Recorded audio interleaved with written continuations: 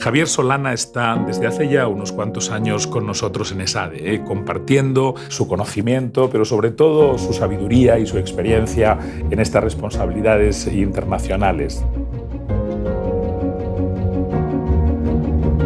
Tengo que decir que es un gran profesor, una persona capaz de compartir muy bien todo esto que sabe con nuestros estudiantes, con nuestros alumnos.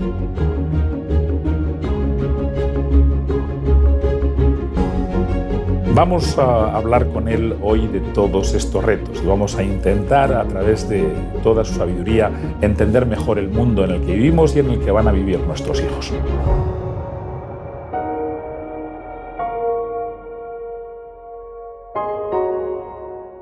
¿Tú te esperabas lo que estamos viviendo?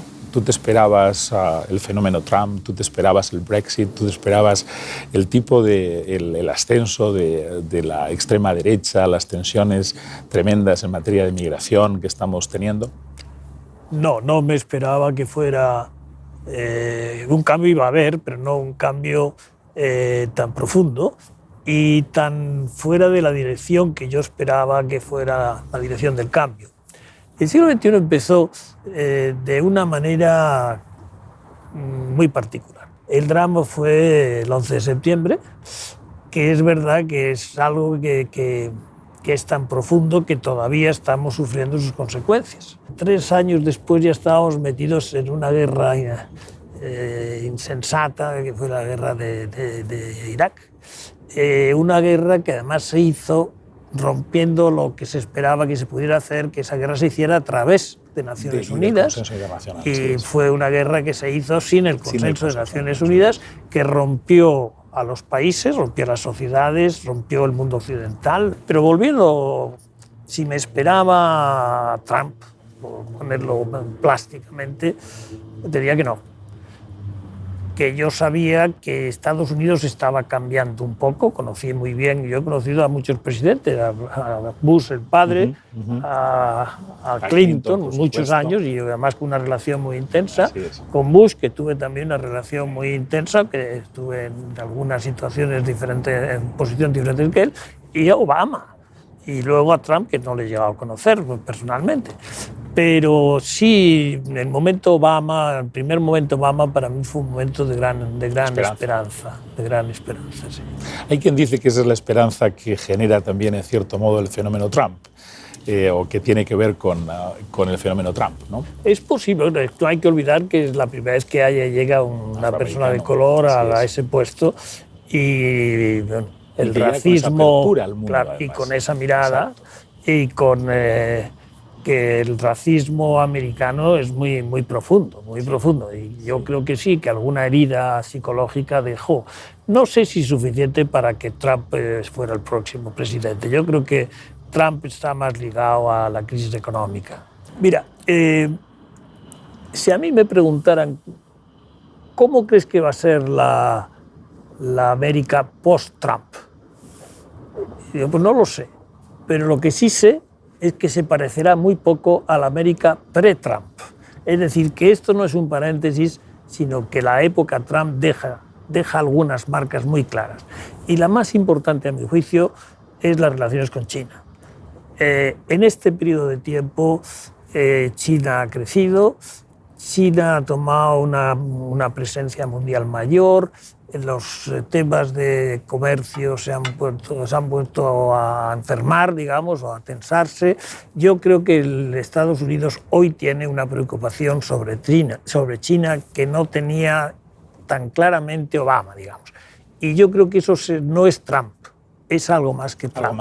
Es algo más que Trump. Por lo tanto, esa relación China-Estados Unidos es fundamental. ¿Y Europa, Javier, que también es una preocupación grande? ¿Te esperabas el Brexit?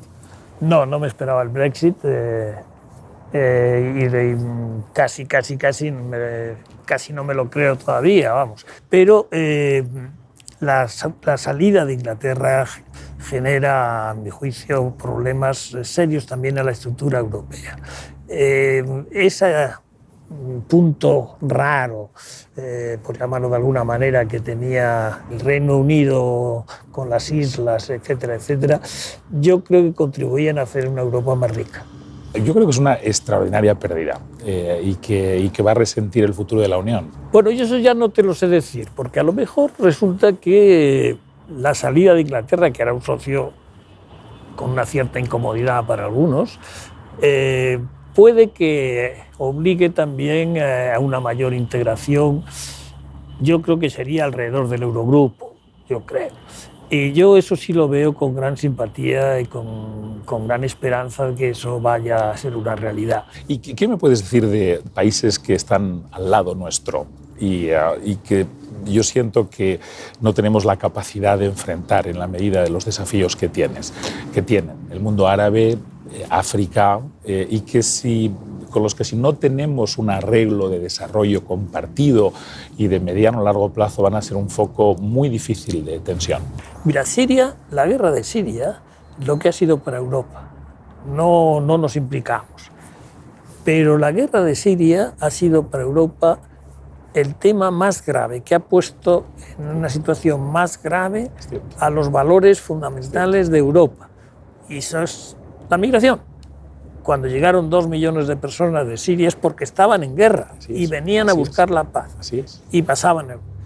Y si hubiéramos hecho la paz ahí antes, eso no hubiera ocurrido, o hubiera ocurrido de otra manera. Y no hubiéramos tenido esta crisis tan profunda que hemos tenido y que todavía sufrimos en Europa y que forma parte también con los temas económicos de la crisis, etcétera, con la aparición y radicalización de los populismos en Europa, ¿no? Lo tremendo es que lo ves después y no lo ves, no ves las consecuencias que podría tener, no las ves antes. De manera tal que, fíjate, en Siria estamos otra vez con Assad. Es decir, fuimos de Assad a Assad y en medio el infierno. Exactamente, el infierno. El infierno. Sí. Realmente es una falta de visión muy profunda. Tiene que ver también con asumir un papel más realista de lo que somos y lo que podemos hacer, ¿no es cierto? Sí, sí, pero también yo creo que sí que hay que ser más realista, pero también hay que ser un poco más osado. Fíjate, yo de mi experiencia vital, yo llego a la Unión Europea a encargarme de la seguridad en el año el 99 y venía de la OTAN, donde estaba desde el año 95, y lo primero que tenía es la continuidad de los Balcanes, sin duda ninguna. Pero yo pienso, si no hubiéramos tenido la audacia, y esa audacia, una parte de la audacia no quiero decir que fue mía, pero una parte de la audacia fue mía, de entrar en Bosnia sin tener todo absolutamente atado y bien atado. Si no hubiéramos tenido ese momento de audacia, estaríamos todavía con la guerra de Bosnia y Herzegovina sin haber resuelto nada. Algo de audacia hay que tener, porque si no, la inercia puede, y sobre todo cuando tienes que hacer una audacia arriesgada, porque puede tener costes y fracasos serios.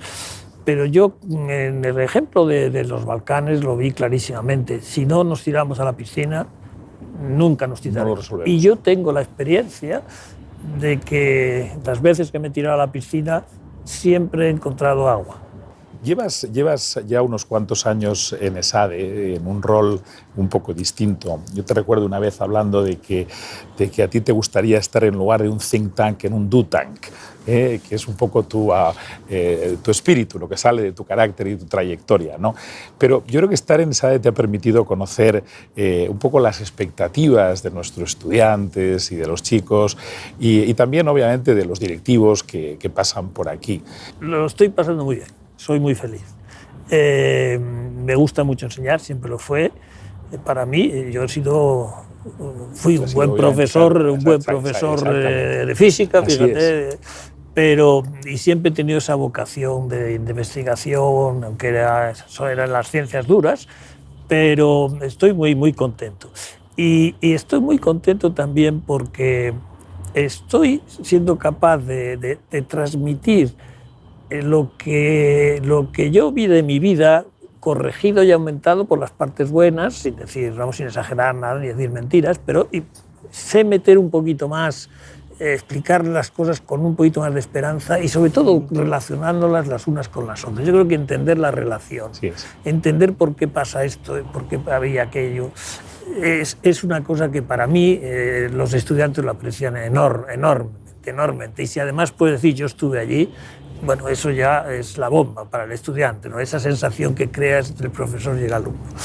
Y luego les encanta una cosa que yo hago mucho, que es decirles, traeros leído la página del Financial Times del día de que empieza la clase, y empezamos con un titular del Financial Times. Y bueno, pues puede ser económico, y de ese primer título pues sale algo. A conectar cosas. Y empieza a decir lo que me parece que es más importante de la educación. Y luego el darles el sentimiento de que hoy estos muchachos a los que enseñamos pues, tienen vocación de liderazgo.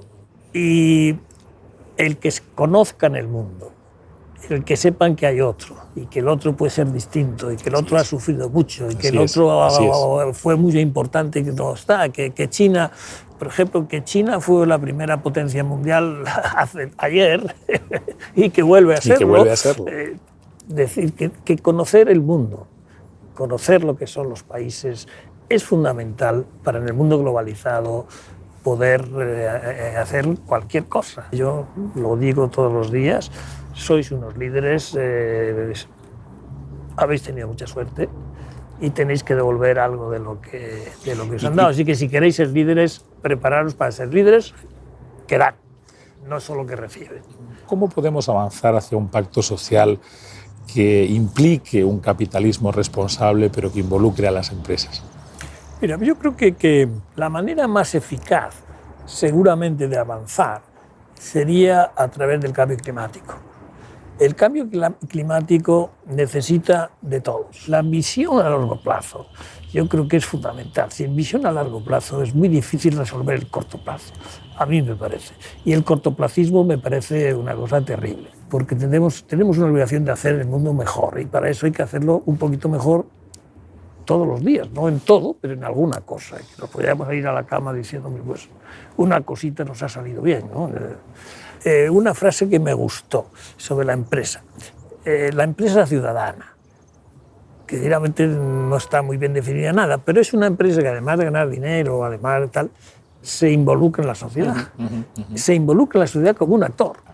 Y la puede hacer sola, lo puede hacer con un conjunto, pero si es esa visión de que tener algo más que el reparto del dividendo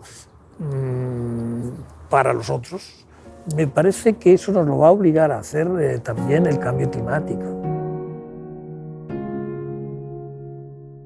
Era el mejor de los tiempos, era el peor de los tiempos, la edad de la sabiduría y también de la locura, la época de las creencias pero también de la incredulidad, la era de la luz y de las tinieblas, la primavera de la esperanza y el invierno de la desesperación. Con estas memorables palabras comienza una de las novelas más famosas de la literatura universal, Historia de dos ciudades. Y también parece ser la crónica del tiempo en el que hoy vivimos.